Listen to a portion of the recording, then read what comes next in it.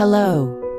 The night air, wind brushing through trees, starlight. Nature speaks to us quietly but constantly. It's okay to go a little slower. You don't need to hurry.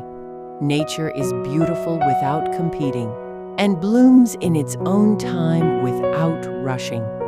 When spring comes, flowers bloom. When autumn arrives, leaves change color.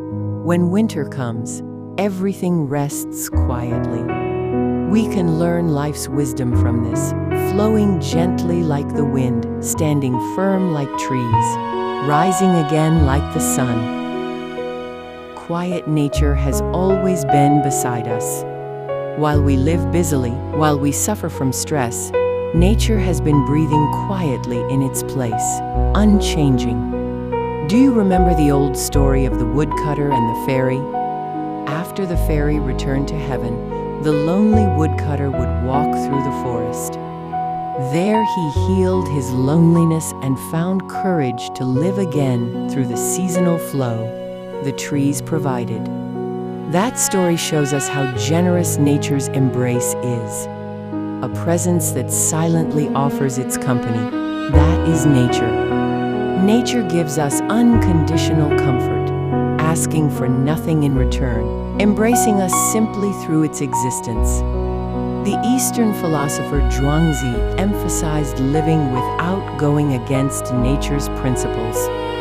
Through Wu Wei, acting in accordance with natural flow, he told us to entrust ourselves to the natural current. When we surrender to that flow, we can experience true peace. Also, think about how long it takes for a single flower to bloom. A seed falls to the ground, takes root, sprouts, grows leaves, and finally blooms. Through that quiet waiting and help of sunlight, wind, and rain, a small flower eventually blossoms fully.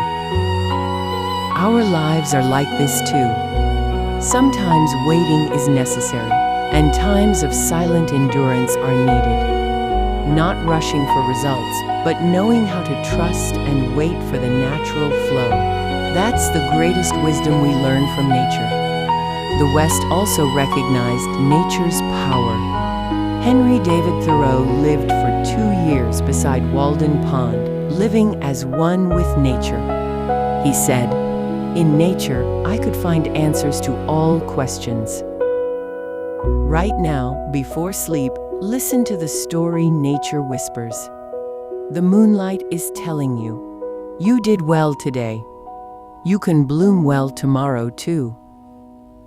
Close your eyes for a moment and imagine walking through a forest. The soft texture of earth, the sound of rustling leaves, and the quiet bird songs from the distant sky. The feeling of wind brushing past your cheek, the transparency of dew on grass blades. All of this embraces your heart tonight. Nature is always there.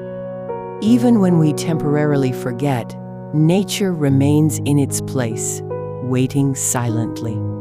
Just as spring buds waited all winter, just as the summer's hot sun hides behind clouds, nature shows us the beauty of patience and waiting. Like nature, which is reassuring just through its existence, you too are probably being quiet comfort to someone. Breathe slowly to nature's rhythm. Inhale and exhale. Even the silence between them is part of nature. Your breath is also part of this vast nature, and you too are included in this beautiful flow of life. Tonight, engraving in your heart the quiet verse nature conveys, close your eyes peacefully, hoping you'll be as quiet and strong as nature. Good night.